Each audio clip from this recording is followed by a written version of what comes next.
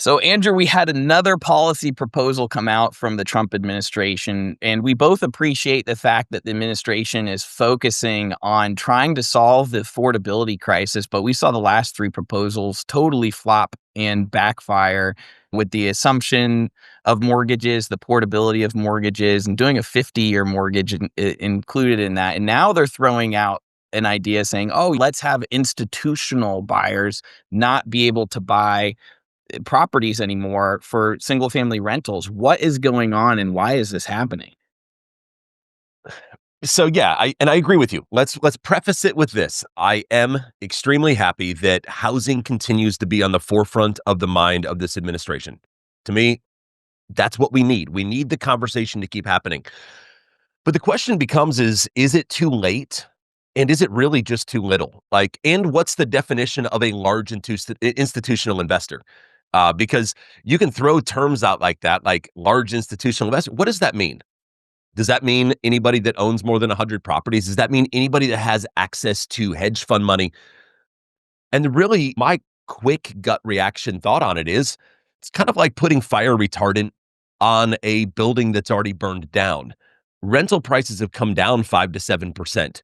And if you think, oh, that's a small amount, you understand that a 5 to 7% drop in rental amount could easily equate to 50 to 70% of the profit of a rental. So hedge funds, large institutional investors aren't out there gobbling up neighborhoods the way they were in 2020 and 2021. That's right. Yeah. And going back, looking at the history of this, I mean, this whole institutional investor class for single family rentals started from the great financial crisis when banks were forced to unload their inventory and the hedge funds gobbled them up. Then they started purchasing really heavily in 2012, 2013, 2014, these starter homes, mostly in the Sun Belt. So this is primarily impacting, a lot of people think, oh, it's going to impact prices everywhere. It's not. They're only purchasing primarily in 7 to 8 markets across the country, including our market, which is Jacksonville, Florida. About 30% of the purchases from these large institutional investors are in Florida, by the way, because they saw population changes, right? So these hedge funds are trying to get ahead of the growth of population in specific areas. And what did it do? They bought up these single family rentals that were 2,000 square feet, 3 to 4 bedroom, 2 bath in these residential neighborhoods. And over time, they got smarter and they started deciding, okay, I'm going to go buy new construction as well. I'm even going to start building properties myself for a build to rent product. In fact, there's certain home builders like American Home for Rents that literally go out there and build their own rental communities that are single family rentals. And so when I see a policy come through, I'm always thinking, what are the unintended consequences? Because the ability for these large institutional investors, yes, did they drive prices higher in specific markets? Absolutely. Was that caused by anything other than the Federal Reserve's zero interest rate policy? Absolutely not, because this all goes back to the Fed and Congress and their decisions that they make to manipulate the money supply and make money way cheaper than it should be. And it incentivizes hedge funds to go out there and borrow this money at a very cheap rate and go out there and gobble up as much inventory as they can and get leveraged returns through these low interest rates. So when you're trying to say that, like, let's just look at the numbers, right? I think people don't understand the numbers. There's about 15 million single family rental properties nationwide. What percentage are owned by these institutional investors? It's less than a million. It's less than a million. So we're talking less than 5%. So you're trying to do a policy once again that is trying to make a scapegoat to justify these affordability issues that's actually caused by the Federal Reserve's zero interest rate policy and the nonstop administration trying to pump assets and make them higher. It's making our middle class smaller. It's incentivizing hedge funds to do this. But you have to understand, 80% of the single family rental stock is owned by mom and pops. So when you're trying to go after the institutional, it's not the institutional investors who are driving these hires in the majority of markets around the country. It's actually the mom and pops who went out there and bought their third and fourth and fifth rental house during this time period. And so you're trying to, like you said, you're trying to solve a problem that has already been created, and it's really a bad policy. Anytime you start restricting people from being able, or corporations from being able to buy a specific type of asset, there's consequences. So for example, there's a build to rent asset class now, which is there's builders out there who build entire communities, massively needed inventory in the marketplace. Are those builders now not able to have exit liquidity because they have to sell them one by one and they can't sell them to an institutional investor who wants the economies of scale of owning that individual community? Right now in Jacksonville, there's entire communities, 200 homes, that are being sold to hedge funds from the builder because they created exit liquidity. Do we not want those 200 rental units to come here and our rents to come down? I think that the incentive, yes, it was horrible from 2020, 2021, even 2022 at the beginning before the Fed started raising rates in 2022. And then they stopped. And you have to understand also that the institutional investors in our market are now net sellers, okay? Outside of the build to rent product, they're actually trimming their portfolios. And because there's so much inventory that was built because of the confidence from these builders, because they had the institutional investors, we now have an oversupply of rental units in our marketplace, which is causing rents to come down. So when you Right. kind of make these restrictions, you're saying, I don't want more inventory. I don't want more capital to flow into the real estate asset class. I get it. There's a fear in this country that we're going to become a renter nation. This is not the way to solve this problem. As you said, it's too little, too late. And it's only going to make the problem worse because now you're just having capital say, "Ooh, I'm scared to put my money into real estate because I don't know what's going to happen with the laws. I'm not going to put money there." And frankly, yes, we want to see housing prices come down for the next generation to be able to purchase. Yes, we want to see mortgage interest rates come down. There's other policy tools that the administration and Congress has the power to change that I personally think will be way more effective. One of them, Andrew, I know you're itching to get Oh, your I'm itching, brother. and we're going through this fast because we don't have a lot of time and we want to make sure that we get the facts out there as soon as possible. But one of the policy proposals is you could change straight line depreciation for single family rentals instead of it being one out of every 27.5 years, because you get to depreciate the value as that as an expense every single year, which makes it way more attractive to invest in real estate because on paper you can have it as a loss. Change it to 139, right? 1 out of 39, just like commercial properties. You can change the tax code. You can increase property tax. There's other ways to do this and give more benefits to owners versus people who invest. There's multiple ways to do this where you could create more housing stock. Just banning people from owning a certain asset class or a certain amount of a certain asset class, I think is a really bad and slippery slope that could lead to some unintended consequences down the line for people who take advantage of those policies. I could not agree more. You know me, I'm always going to play devil's advocate because I think a good conversation is where you have a little argument in it. And I would agree on face value with what you said 100%. And I think you made a really good point that these institutional investors are the ones that are offloading property right now. Like their rents have been decimated. But this whole thing, you're right, it was started by the Fed. Like we saw BlackRock coming in and buying 2,000 home neighborhoods in Tampa. Why? Because interest rates were at zero and rents were going through the roof. So we've manipulated the market to create this. Hey, let's manipulate the market again to uncreate it.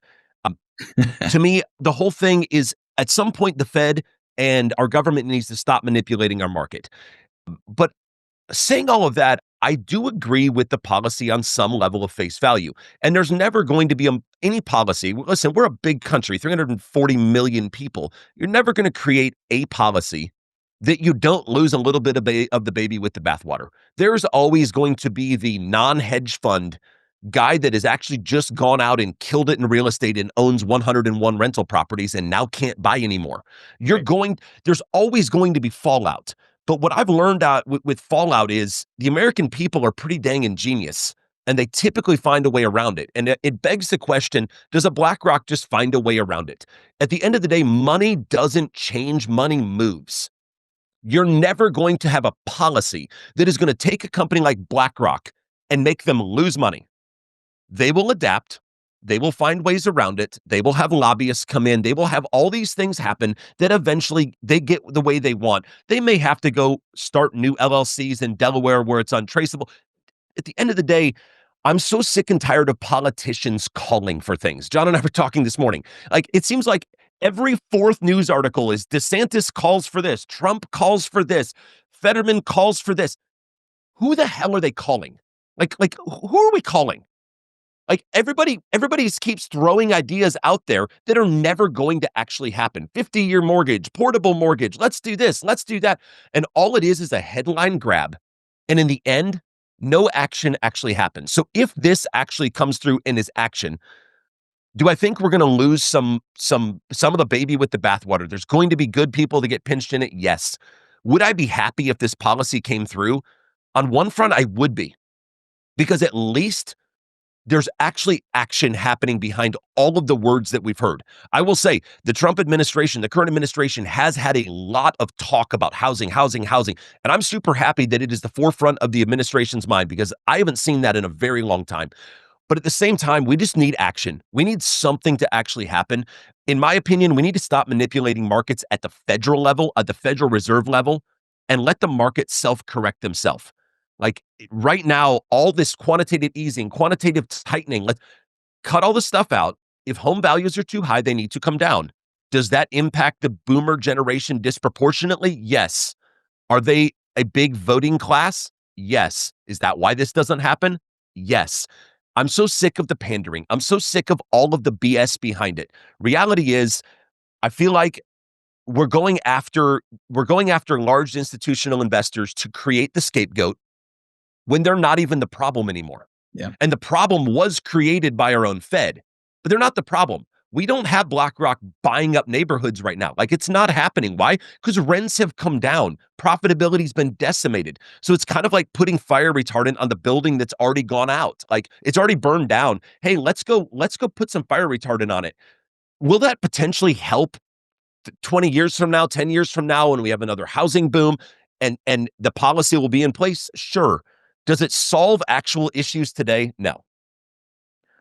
I agree, and I think the best policy is to let the market just be free without manipulation. If we had a free market without the Fed stepping in to manipulate interest rates to drive these housing prices higher in speculative markets where hedge funds think things are going, and it's not just hedge funds, it's mom and pops, like you said, it's large buyers. I have friends who own more than 100 single family rentals. Are they not going to be able to buy anymore and produce in those markets? I mean, why should the government tell you what to do? Like, this encroaches on their freedom to make money. But ultimately, at the end of the day, if we just stop manipulating the money supply and pushing interest rates lower, prices will correct to a point where I do believe that the next generation will be able to come in. For example, even right now, Freddie and Fannie are starting to buy mortgage-backed securities and keep them on their balance sheet.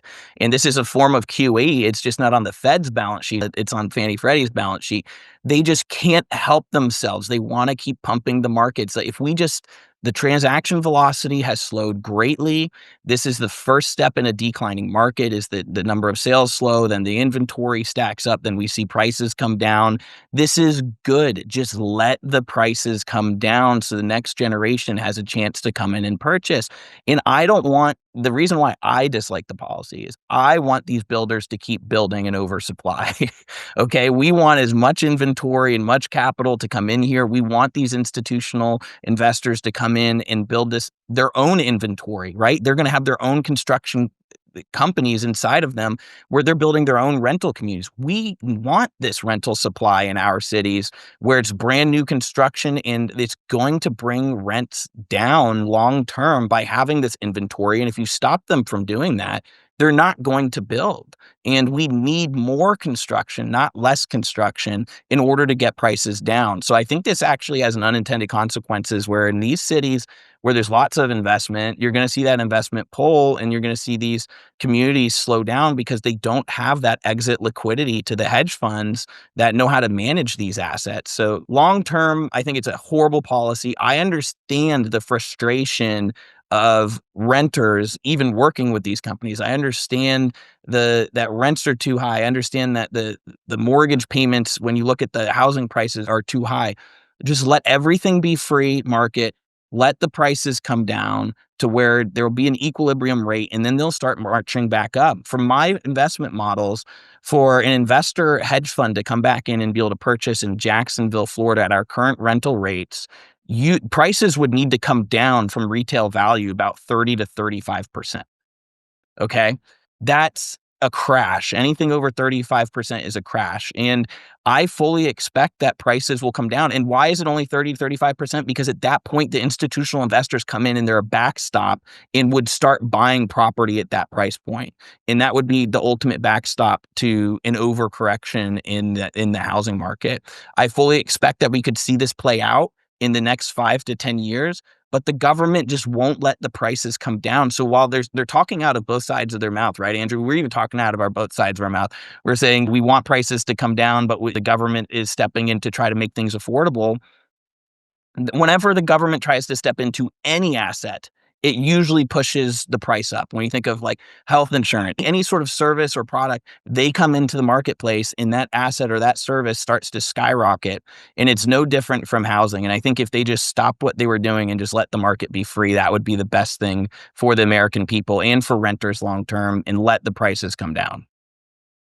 Yeah, Don't I come up with some 100% sort of agree. gimmick that will, like you said, will never be passed. It will never be passed. It's currently unconstitutional. This would require Congresses. They would have to basically write a law that would prohibit people, these institutions from buying. And I don't even think that will happen, by the way. It's very Yeah, unlikely that that could even happen. yeah, it's more rhetoric, it's more talk. On one hand, it really just comes down to, do we want to see things get better today and worse in 5 years and worse in 10 years? But it won't even Or do get we wanna better. Like see— you said, they're not even buying. They're not No, buying no, no, anymore. just They're follow me here. selling. Like we could see things get a little better today with some of the policy changes that have been put out, portability on mortgages, property tax abatement, all these things. Like, we could see things get better today. But that doesn't help future generations, and it honestly doesn't help the 55-year-old that's planning to retire at 65, because 10 years from now, all we've done is kick the can down the road. At some point, you have to have pain to get long-term good. And I believe we're in the market where we need to actually just see the pain. We need to let it happen. If you would have bought a home in 2006 at the peak of the market and you still held that home today, you'd have so much appreciation in it. Like, you only lose when you sell when it's down. Who cares if home values come down 15%? That doesn't mean that normal appreciation doesn't happen of 3 to 5% and you're back in 5 years. Like, let's let the market do what the market needs to do. Otherwise, we kick the can down the road 4 more years, 3 more years, and we're right back to the same conversation, except home prices are now 525 and interest rates are now 3%, and everybody's buying more than they can afford. Yeah, it's the administration. Politicians, they want to delay and pray, and then they always want to find a scapegoat for why things are the way they are. And unfortunately, they target, as always, the 2 to 3% of the situation versus the vast majority of the situation. I mean, if you really wanted to create a policy that would prevent people from owning rental, again, it goes back to tax policy, increase property taxes, change the capital gains tax rate, right? Make it ordinary, and there's like a bunch of ways, and then give There is. incentives for people to tax incentives for people to own their first property, right? So there's Agreed. ways to do We've this. talked about this. Yeah, you had a great proposal the other week on tax policy on like, hey, how could DeSantis's policy actually be implemented in a way that wouldn't destroy local county revenue and overnight? And think that policy is great. We won't talk about it here, but we thankfully we're talking with wonderful people who are former senators, current people in charge behind the scenes about how do we develop policies that actually solve the root problem so it's permanently fixed versus trying to put band-aids on it. And again, this is just another thing that I think is a band-aid, is a scapegoat. It has unintended consequences that are actually quite negative, and it only impacts 7 to 8 markets where the majority of this has already happened. Okay, so it's very unlikely that the hedge funds will come in and buy tons of more inventory outside of build to rent inventory because the numbers don't make sense for them anymore. The rates would have to come back down to like 2.5% at these current prices for it to make sense. The only way they can make it make sense is let the builders build them, because builder margins are often 20, 30, 40% in some cases, depending on the price point that they build at. And they can buy them at cost and rent them out and get economies of scale through their mortgage lending and make it math out. It's not going to, that's the only way that's the only way they can make money right now, is this build to rent stuff. And if you put this restriction on them, it's going to have them stop. The builders will stop building this build to rent product. And I think that's a big mistake. Agreed. And honestly, this is totally different topic, but this is the biggest problem with having an 8-year term limit on a president. This is the biggest problem, is every single one wants to kick the problem down 8 years down the road to the next president. Yeah. If you had one president that was in for 40 years and it was like, hey, you're going to be here for the next 40 years, we would see so much more stuff get solved. Why? Because there's no kicking this one to the next. Everybody's just trying to punt it 4 more years now. We've got 3 more years till the next one. It's someone else's problem. And it's dumb. We got to start solving problems instead of calling for solving. There's a lot of short-term thinking in this country because of the way that we're set up. I'm not a fan of the longevity of certain presidents either. It just depends on what they're I called. I'm a fan of policies, not people. Like, I really want to judge how is the policy going to play out versus just going after the person personally, and what policy will help the middle class grow and succeed long term. I don't think this is the policy that's going to change anything for affordability at this point in the marketplace. I, With I that, agree. Andrew, great conversation. I'm going to come on next week, and I'm actually going to share with you guys the data behind everything that we talked about. So you can see the charts, you can see the cities that they're buying, you can see the percentages of who owns what, because I think once you see the data, you will understand that this policy sucks and it's not good, and it's not going to, in the unintended consequences. And I'll give live examples. I know this stuff. I used to be a real estate investment banker for a Wall Street bank as the lead analyst to package up these loans, backing these properties, underwriting them, and then securitizing them, rating them with the rating agencies, and then selling them internationally. Further, I was a real estate agent on the ground. I bought a bunch of single family rentals. I have agents who work for me who are buyers for these single family rental aggregators and actually help them identify and acquire these properties. We are so close to this situation, especially since we're in Jacksonville, which there was tremendous number of investors for this. This is our wheelhouse that we understand from all the way from the beginning of how these institutional investors get their financing to exit, to purchase, all of it. And so I'll be going through that detail of how it works, and you'll get a good understanding of how this asset class came together and the history behind it.